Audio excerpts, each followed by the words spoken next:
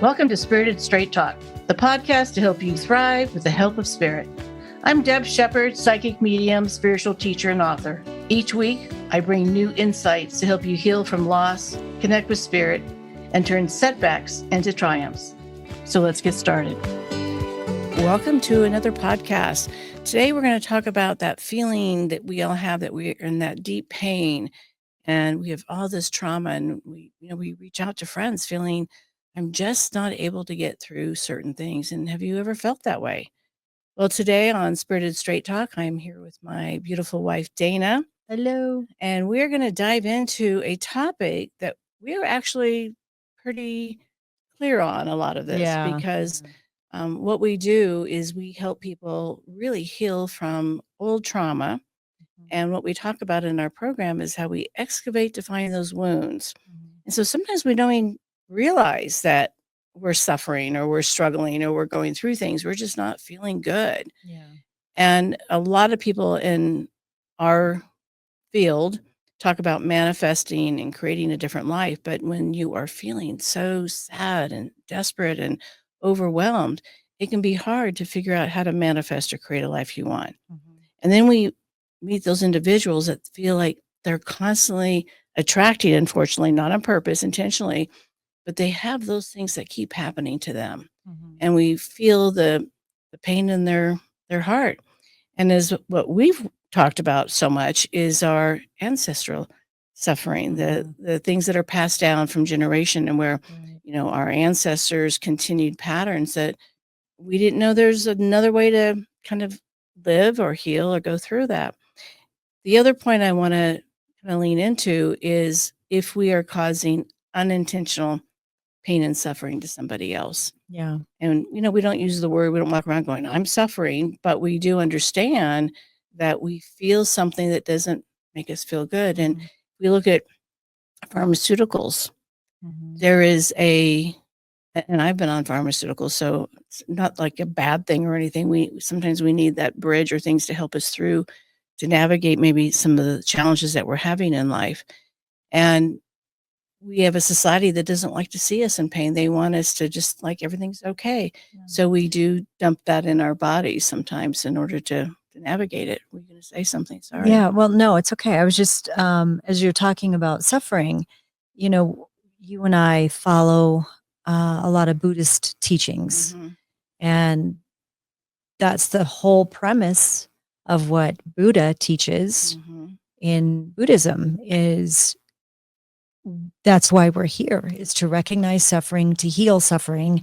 And so it's not a word that we use in our everyday life, but if you are familiar, everyone is familiar with seeing Buddha everywhere, but that is the premise of Buddhist teachings is to heal the suffering, to recognize it and heal it, right? So when you talk about that, I know not everybody uses that in their language every day, but it really is important to understand.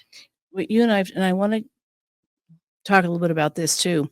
When we don't realize that we're struggling, that we're in pain, that we have all this trauma and wounds, what happens so often is we project what we're going through on somebody else. Yeah. And so that's where the suffering really shows up. The pain shows up. Yeah. So we're families, if it wasn't healed, it is passed on. Yeah. And we really had that come to light recently. Well, which situation? Yeah. And it's not that we weren't aware or we didn't realize it, but when we look back during the period of the time of the Dust Bowl where, that was a hard time for people. There was scarcity and struggling. And then my parents' generation after that, they believed you stayed in a job no matter what until the time you retired, because that loyalty, because their parents said there wasn't going to be a job. You can't put food on the table. Right. So when things began to change, people had this loyal view of things.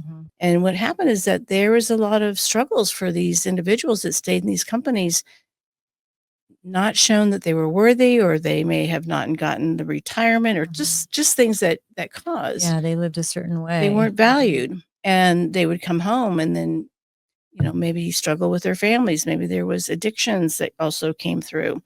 Corporal punishment was also given, and children were told to seen and not be heard.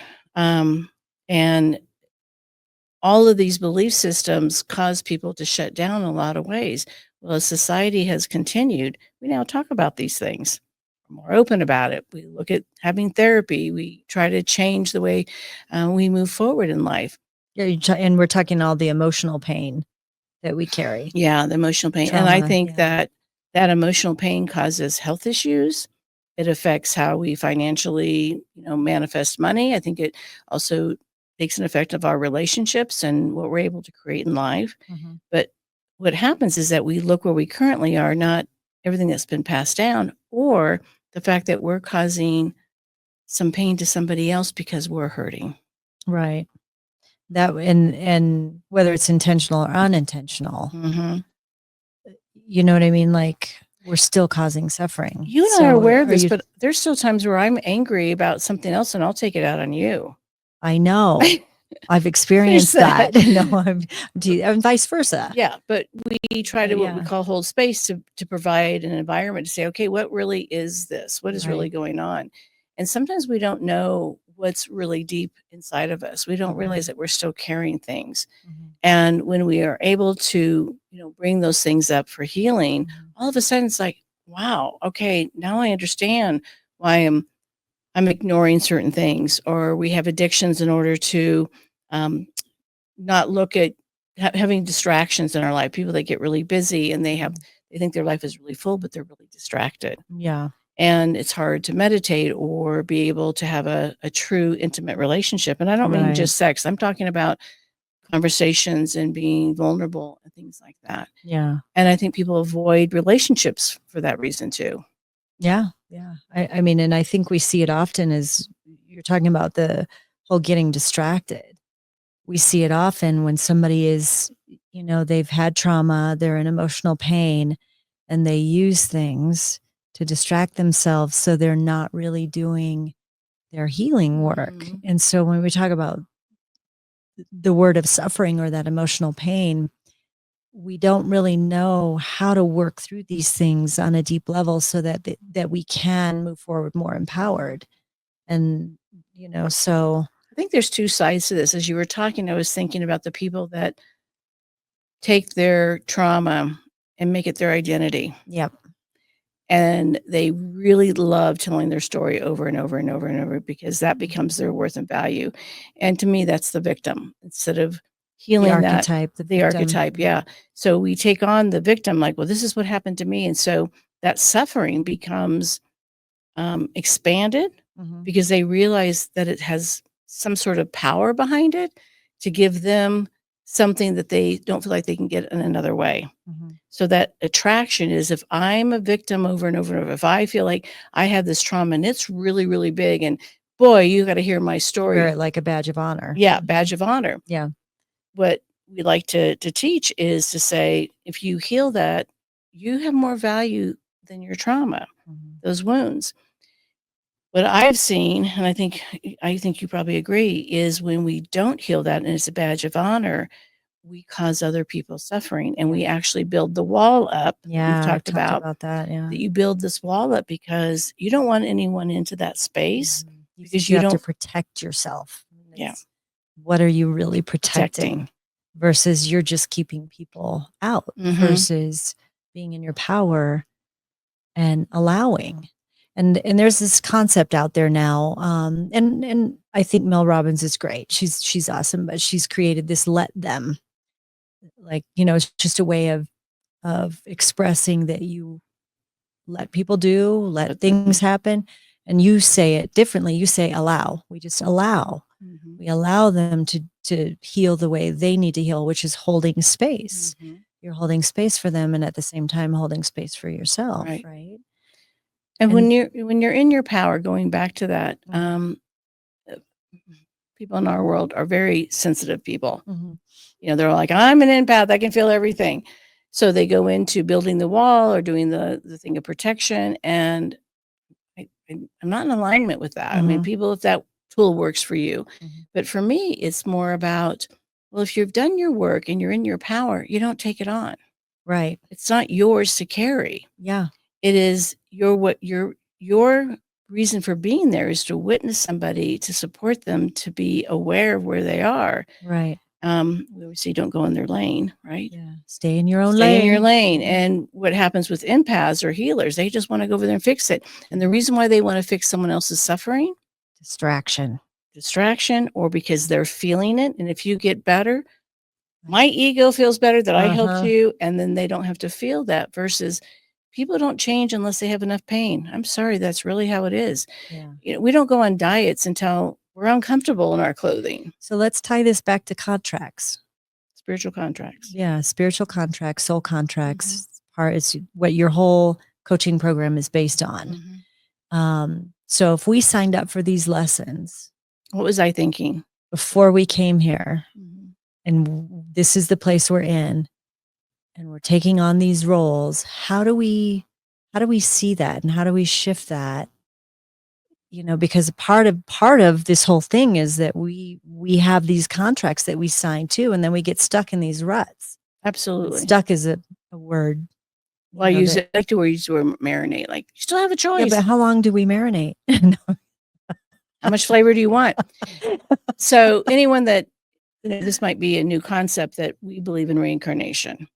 So if you don't believe in reincarnation, you can still apply what we're teaching, the lessons. So our belief system is Akashic records, that before we incarnate, that we chose to come here and learn some really hard lessons. Yeah. And for the evolution of our soul and our soul group. And a lot of people go, why was I wanting to learn that? And I think, well, as humans, we're always curious. We want to go further into space. We want to go further into the ocean. We are curious species. We really are. So are our souls, right? Yeah. Our souls are having a human experience. And we have these experiences for us to get more awareness, to become more enlightened, to shift. And what's it going to take to change? Most of us do not change because things are going well. And so change when we're suffering. Yeah. And so the or emotional pain. Emotional pain. So the bottom line is, when you're in that place, it's bringing to our attention, are you ready to change? And are you looking for other opportunities or choices? And as we talk about the perspective, you know, how do you find another perspective? Do you reframe things? And we've talked about this, and this excludes anyone who's lost a child. So I'm going to put that out there. It doesn't happen to you, it happens for you, but we say it as it happened to us. And if we can take that information and go, what was I thinking about learning here? Why does this keep happening? And we see the patterns.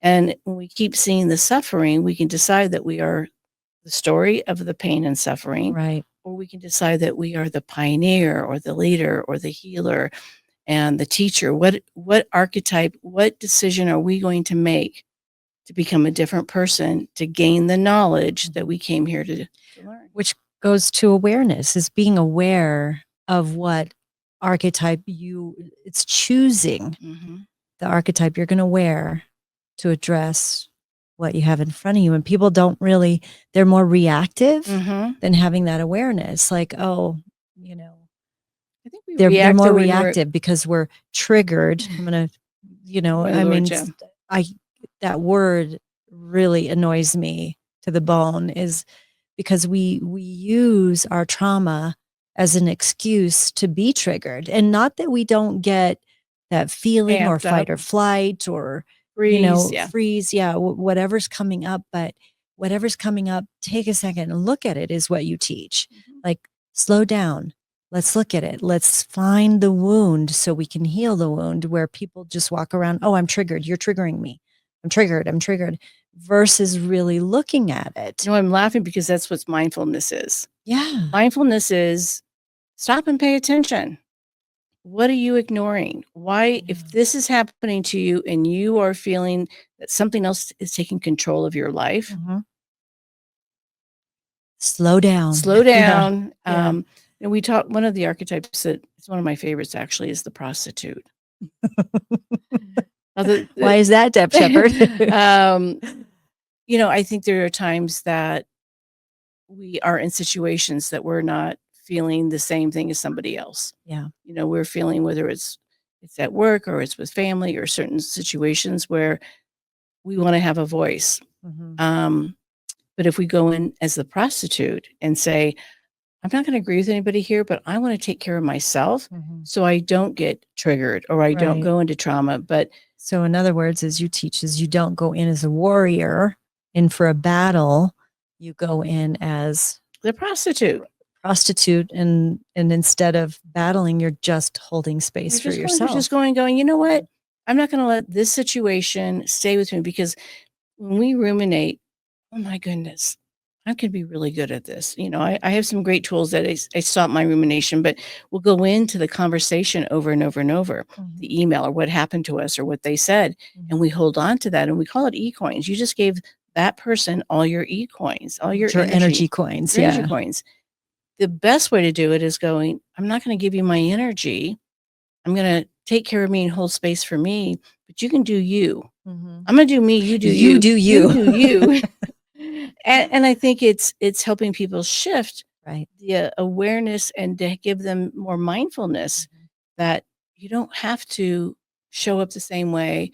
And I hear people say, well, I'm just me. I'm just being me. And I'm like, yeah, but just being you that way is not working for you. Right. You're showing up as a victim or or and going into don't a like battle. that word. They don't. Yeah. And so can you then own it and just say, yeah, these are the things that kind of bother me, that cause some pain. And do I want to carry that with me? Right. Which I want to bring that whole let them theory back in, because I hear this all the time. And you did have a student ask about this the other day.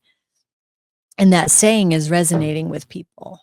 And like I said, you say it differently. You say allow, allow others to have their feelings, hold space for them and allow them to do their thing, without taking it on, without wearing what they're going through. You can have compassion and have empathy, but you don't have to wear what they're, what they're going through. So in other words, wear your own archetype, not theirs. I think there's a piece of that we have that we want to be right. That's our ego. Yeah. So that dang ego. I find a lot of people that have done a lot of deep work in spiritual work or, therapy, whatever you want to align it with.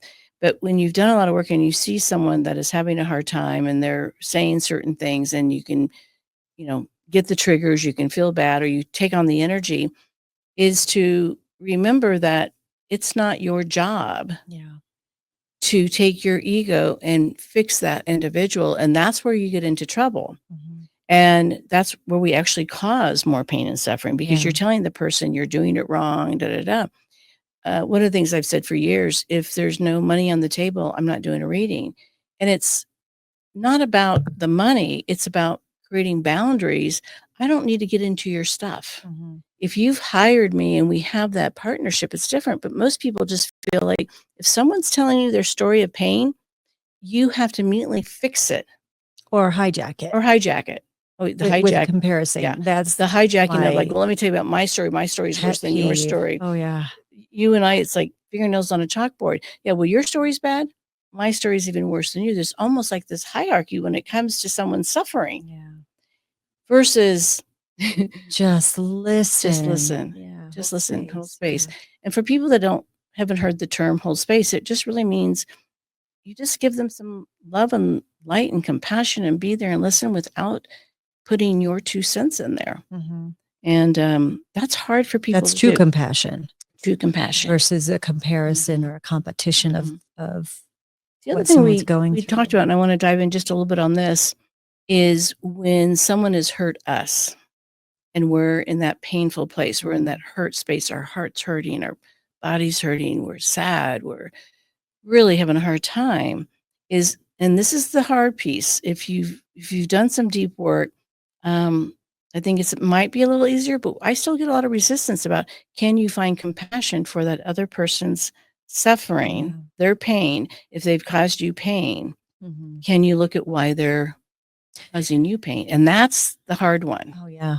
I mean, even students that have been in your classes for 5 years really struggle with that compassion for, we call it compassion for the perpetrator, or compassion for somebody the teacher, somebody who's showing up as your spiritual teacher.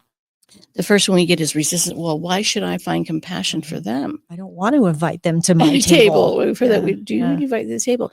It's going to the depths of understanding that when you are creating an energy of that you've done a lot of work, you have what we call a higher vibration. And it's not, I don't like to go into the There's no hierarchy. hierarchy. Yeah, I don't like that part, but you've done some work, so you're feeling good. You feel like you're in your power. You're getting a lot of clarity.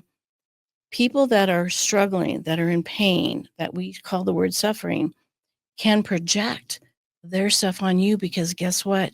They don't know where else to put it. Yeah. And they're probably hoping on some unconscious level, Subconscious, yeah. subconscious level, unconscious or subconscious. Unconscious is not, you're not alive. Subconscious level, that you are safe for them to reveal their suffering, to reveal their pain.